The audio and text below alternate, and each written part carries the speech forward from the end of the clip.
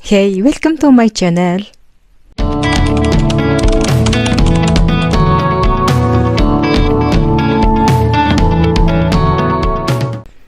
Тэгэхээр би өнөөдөр та бүхэнтэй Японд миний хийдэг байсан хамгийн муухай ажлуудын талаар хуваалцах болно.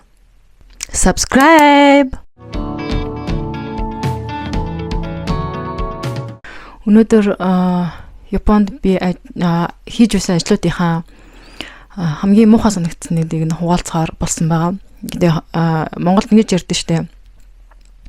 Хүн ажлыг голохоос ажил хүнийг голохгүй гэд яг хөө эдгээр ажлуудын ажлуудынхаа одоо юу гэмдэ ашиг тусаар ингээ Японд айгүй гоё амжилттай амьдарч байгаа хүмүүс байгаа байх. Харин миний хувьд болохоор эдгээр ажлууд бол бас яг юм сурахын хувьд бол бас сурсан. Гэхдээ айгүй муухай санагдсан гэх юм уу. Хамгийн муухай ажил гэж би өөрийнхөө хувьд бол дүгнэж байгаа учраас энэ бол зөвхөн миний мэдрэмжэнд тулгуурж байгаа шүү. Хуваалцах байгаа ажлууд болохоор он цагийн хувьд болохоор яг хийсэн дараа болохоор Макдоналдыг хамгийн ихэндээ хийж Макдоналдад ажиллаж исэн бүргэр хийгээд хоёрт нь болохоор Family Mart гэх компанид ажиллаж исэн. Тэгээд гуравт нь болохоор Үдэн гомгийн ресторан. Тэгээд энэ гурван газар болохоор надад хамгийн муухай тийм мэдрэмжийг төрүүлсэн газарууд байгаа. Тэгэнгүүт л угаасаа хамгийн муу ингээд чигсаах юм бол биш үү? Нүнда эхлээд комбини арай зөөлөн. Тэгээд арай хатуун Үдэн. Тэнгүүд бүр хамгийн амар хатуу амар хэцүү санагцсан ажил нөхөр Макдоналд. Яг ийм дараалтай байгаа. Subscribe. Муухасаа муу ингээ миний ажил ингээ шилжингүүл одоо эхлээд Family Mart. Тэгээ Family Mart-д болохоор би 7 хоног ажилласан. Гэтэ цалингүй зөвхөн дагалдангийн хугацаанд ажиллаж байгаа л би болцсон гэсэн үг.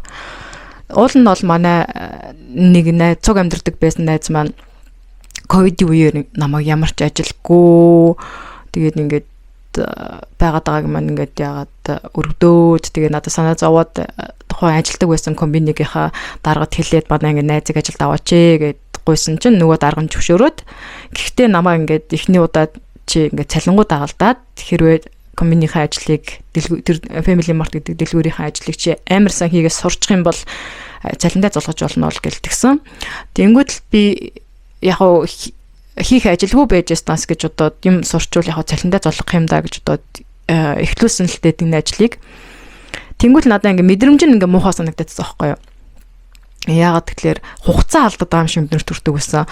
Ямар ч цалингүй ингээл хизээж яг нэрнгээсээ ер нь бол ингээ шууд нэг төгс дурна гэдэг чинь ер нь ингээл айжмаар ингээд алдаа оноод байж байгаа айжмаар сураал ерөнхийдөө тухайн ажлыг төгс сурахын тулд дор хойш 1 сар зарцуулагдана. Ер нь бол нэг Монгол давтанд байгууллагууд бол туршилтын 3 сарын хугацаа гэдэг чинь яг тэр шиг. Тэнгүүл би ч одоо ингээд дор хойш 1 сар ч юм уу эсвэл ямар сургууль нэг 2 3 7 хоног ч юм уу ингээд зарцуулах гэдэг байгаа байхгүй. Тэнгүүл ингээд яг тэр хугацаанд ямар ч цалингүй ингээд байна гэхээр надад бол ингээ хугацаа алдаад байгаа юм шиг нэгдэг гэсэн. Тим мэдрэмж төрүүлдэг гэсэн. Тэгэхээс бол миний Японы хэлний төвшин бол хамаагүй гайгүй ингээд орж иж үйлчлүүлэгчтэй ойлголцох төвшин төрсэн. Тэгээд нэг Японы чадвар бол гологдохооргүй заяа би өөрийг бол гологдохооргүй байсан гэж бодож байгаа тухай юм. Тэгээд тэр ажлаас юу сурсан бэ гэхээр зүгээр миний хувьд хувь хүний хувьд болохоор хугацаа алдаж болохгүй. Тэгээд өөрийнхөө мэдрэмжийг дагах хэрэгтэй. Тэгээд дээрэс нь өөрийнхөө чадварыг үнэлүүлэхгүй байна гэдэг нь жоохон муухай. Яг би тэр Family Mart амар мундаг ажил гал нэг юм чадвартай биш. Зүгээр яг бүр Япон хэлний ингээд нэг тийм мэдлэггүй хүмүүсийг бас ингээд авч авцсан дэлгүүрүүд байдаг байхгүй гадаад ажилчдыг авцсан. Би тэднийг бодвол Японы бас мэдлэг хурган хөөрх ингээд байгаа учраас энийг үнэлүүлэхгүй ингээд хийд юм цалингүй ажиллаад байгаа надад бас нэг сонь санагддаг байсан. Тэгээд ажил руу ингээд явах зам бас ингээд тухайн ажил дуртай байх дургүй байхад бас айгүй нөлөөлдөг. Тэнгүүд л би тэр ажил руу явхад ундаг дугуугаар нэг дор хаяж 30 минут явдаг байсан. Тэнгүүд л эн чинь ингээ гадаа халуунд бол амар хэцүү явдалтай амар ядардаг ажилтаа явж байгаа та. Тэгээд энэ болохоор ажилласан хугацаанд гэхээр 7 хоног цалингүй. Тэгээд цалингүй ч бас өргөжлүүлж ажиллаагүй. Subscribe.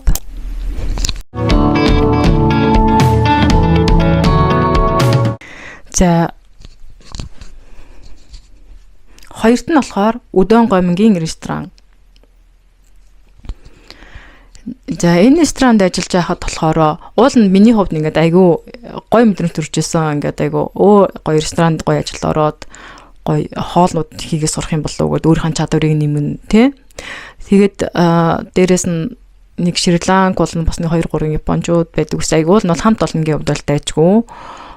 Тэгээд ажил руугаа явах замын хувьд ч гэсэн айгүй дайжгүй байдаг байсан. Нэг тэгж хол биш 3-5 10 минут л явдаг. Тэгээ уул нь бол айгүй давгүй. Тэнгүүдлийн ажил юугаар муухай болчихж байгаа юм бэ гэхлээр дарга нь амар муухай хүн байдаг гэсэн байхгүй. Дандаа умай гэж дууддаг. Одоо Японд бол ингээд банднер ингээд бие бинийг ингээд чи юм уу гэл ингээд ер нь яадаг штэ эрэгтэй хөлтөд бие бинийг ингээд октод ингээд хайраа маараа гэл дууддаг шиг байдаггүй штэ банднер чи өөртөө бие бинийг ингээд айгу тийм жоохон хараалыг урдууддаг штэ Монголд байхад жоохон банднер тий. Тэнгүүд л Япон ч гэсэнд яг нэг тиймэрхүү маягтайгаар зүгээр л чи юм уу умай гэл дууддаг байхгүй юу. Тэнгүүд л энэ умай гэдэг үг нь болохоор бас ингээл якуза нар ингээл доор дүүнэр мөнрөга умай гэд дууддаг. Нэр нь жоохон тийм хулгай маягийн үг байхгүй юу.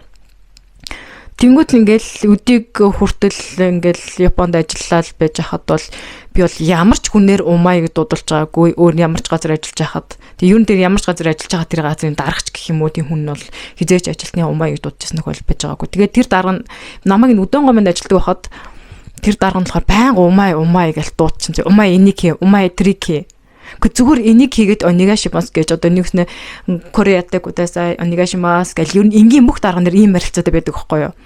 Тэнгүүд л Кореятай умай кочиаттай умай Коре сувжиштэй гэж мгил ингээл нэг амар тэгдэг. Хөөе чи нааширта энийг цэвэрл. Хөөе чи нааширта энийг янзал. Хөөе чи нааширта энийг арч гэл ингэж байгаа гэсэн үг байхгүй юу. Тэгмэл ингээл хүн ингээл ажлынхаа цагаар ингээл байнга тэгэл дээрлгүүлэл муу илүүлэл байхыг хин дэвчдэг юм дээ тий угаасаа. Тэгэл угаасаа би бол нэг удаан ажиллаг нь 2 сар гарan л ажилласан байх. Тэгээд шууд нэг өдөр ингээл ажиллаж байгаа л тэгэл нөгөө дарах чинь дахиад эхэлж чинь өстө нэрээ. Өө чи ингэтийг чи ямар амар удаа юм гэж юмгээл. Тэнгүүд л би чинь ингээл шууд нэр амар олон ингээл олон өдөр хонд ингээл хураагдал тэгээ шууд тесрэж байгаа юм чинь. Тэгэл би шууд чи юм өөрөө энийг хий заа юу гэж хэлчихэнгүүтээ шууд хормогч хамаг юм тайлал тэгэл шууд яг тэгж хэлсэн цагтаа шууд бид нар ажлаас хаяал гараа явсан. Тэгэл яасан л та хайж гарч явчаал дараа нь жоох айжсэн л та цалин байлаа өгөхгүй бол яанаа гэж бодоол. Гэтэ яг айтайхан санагдсан зүйл нь болохоор би энэ ажлаас бүр гарсны дараа Японд болохоор цалингаа яг сарын дараа өгдөг байхгүй юу. Тэгэл сарын дараа би ингээл дансаа шалгаалгаа ш. Тэд нэр цалингаа хийх нь яах нь гэл. Тэгсэн чинь харин хаа авчиж яатсан мэс яг миний дээр ажилласан цаг яг бүгдийн цаг минутаа ингээл тооцоол миний цалин бол данс руу хийчихсэн байсан. Тэрэнд нь тэгээд бол айгу баярлсан. Subscribe.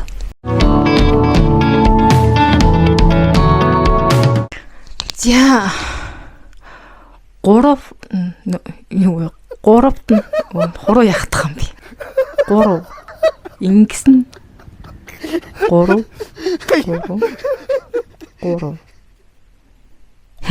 гуравт нь аль хуруу нь гоёр гэдэг юм. За 3-т нь буюу хамгийн муухай санагдсан ажил.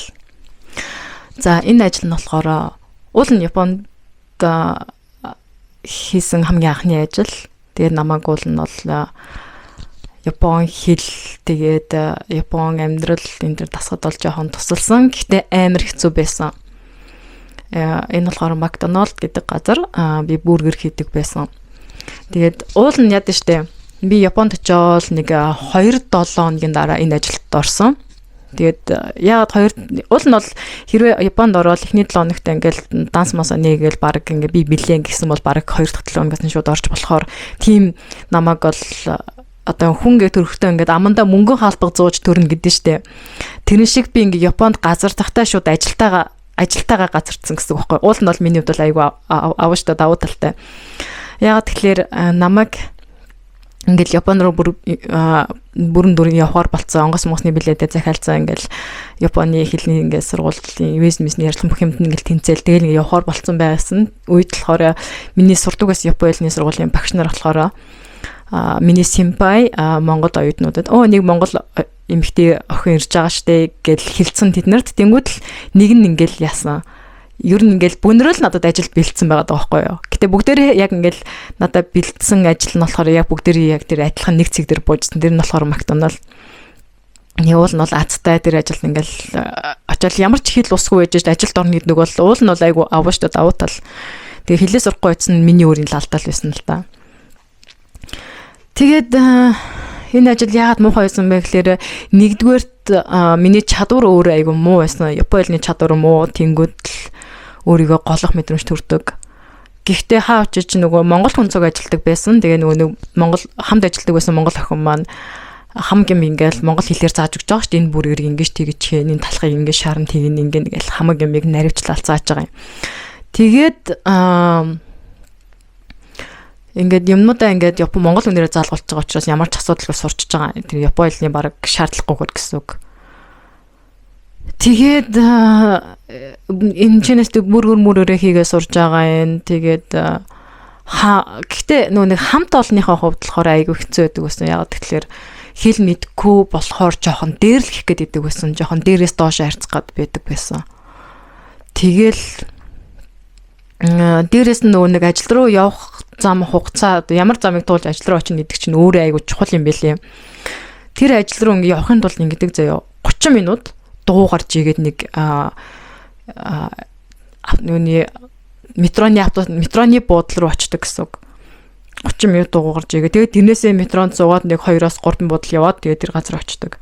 Тэгэл нэг бараг л ингээл явах гэсээр байтал ингээл ажилдаа бэлдэн явна байрна гэсээр л ингээд цагийн өмнө тэгээд дээрэс нь тэр метроны цагийг тооцоолох хэрэгтэй. Тэр метронд амжихгүй бол заяа тэгээд дараагийн метронд нь сууж барина гэх юм бол тэгэл ажлаасаа хоцорно. Тийм учраас тэгэл метронд амжихын тулд тэгэл бэлдээл ингээл ажлын ер нь бол ажил руу явах хугацаа нь өөрөө нөгөө нэг төртүүлдэг, ядруулдаг. Тэгээд ядж хаад би чинь 7 сард ирээд тэгээ шууд ажилд орсон. Тэгэл зуны халуунд тэгээл дотор дэлгүүр дотор ороод хэсэг сэрүүцэл дахиад McDonald руу оронгууд л нөгөө амар нөгөө нэг халуун ингээл цээхэд ажиллана. Тэгээ бүр амар хэцүү байдаг ус. Тэгээд дээрэс нь хүмүүс нь жоохон дээрлэгч гэдэг. Гэхдээ яг энд ингээл өмнөх хоёр ажлын нэг нь 7 хоног хийгээд нэг нь 2 сар ажиллаад энэ үед болохоор өмнөх хоёр ажлаас ингээ гарсан шалтгаан болохоор ингээд би өөрөө хэл устай тэгээд өөр ажил олж болох хүйц учраас ингээ бардам гарч байгаа байхгүй. Тэгвэл би энэ ажилд болохоор чинь за 7 сараас оны 1 сар хүртэл тэр чинь 6 сар ажилласан байгаа байхгүй юу. Тэгээд 6 сарын хугацаанд яагаад энд ингээд гүрийгээд ажиллаад байсан бэ гэхэлэр би өөрөө нэгт Японы чадвар байхгүй. Тэгээд эндээс гарлаа гэхэд би өөр ажилд орж чадахгүй. Тэгээд Японд ингээ анх газарсан чинь ингээл симпай маань намайг ажил зуучилж хахад тэгэл ямар орохгүй гэлтэй ш. Тэгэл орно. Гэтэ яах вэ? Хэрвээ би анханасаа мэдчихсэн те ингэж та нэрэ хол зайд явдаг. Тэгээ дээрэс нь тэр халуун цээхэд өдөржингөө зогсож ажиллана гэл. Яа тэгэл дээрэс нь тэр хүмүүс нь жоохон дээрлэхэж харцгаал гэдэг гэл энэ болгоныг нь хэрвээ хэрв зөө мэдсэн бол мэдээж угаасаа энэ ажилд орохгүй байх байсан л да. Тэгэл яах вэ? Японы хэлний овоо хөөрхөн дүртэй болоод Японд анх ирсэн 6 сард бол намайг тэжээсэнд баярлаа гэл тэгэл яг он гарсны дараах нь тэгэл би тэр ажлынхаа менежерд ажлаас гарлаа гэд хэлээл гарч ил байсан. Subscribe.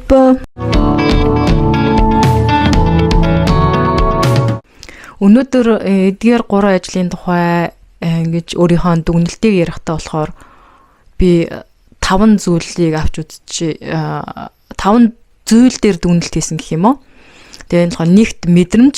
Тэгээд мэдрэмж айгуу чухал. Тухайн ажлыг хийж байхад ямар мэдрэмж төрж ийн гэдэг чинь өөр айгуу чухал. Чи ингээд айгуу тийм гоё амгалан тухтай мэдрэмж авч чадж гин үү? Амгалан тайван тэр газар ажиллаж чадж гин үү гэдэг нь өөр айгуу чухал. Тэгээд нөгөө хоёрт нь болохоор тухайн ажил чиний чадвар тэмцэж гин үү? Эсвэл чиний чадвар болохоор тэр ажилд хэтэрхий өндөрдөд байна уу гэдгээ чи бас ажил хийж явах үедээ бас тэрийг анзаарч харах ёстой юм болов уу гэж би бодсон. Тэгээд дээрэс нь тэр ажлаас бас юу сурч болох вэ? Тэгээд бас юуг сураад хэрэггүй вэ гэдэг нь бас аягүй чухал. Тэгээд дараагийн зүйл нь болохоор хамт олон бас чухал. Хамт олон ямар байхаас шалтгаалаад ажлын байр ямар байх уу? Тэгэл тухайн ажил чамд ямар санагдах вэ гэдгийг бас нөлөөлнө. Тэгээд түүний дараа болохоор ажил руу явхад туулах зам бас айгүй чухал. ажил руугаа явахдаа чи айгу түүртэж ядардаг бол тэгээд бас тэр ажил руугаа орохдоо чи аль үзэн стресстэй болоод ажиллаа эхэлнэ гэсэн үг байхгүй юу. Тэгэл тийм учраас туулах зам бол айгу чухал. Тэгээд яг эдгээр 5 үзүүлэлтүүдээр тулгуурлаад би өөрийнхөө дүгнэлтийг хийсэн байгаа.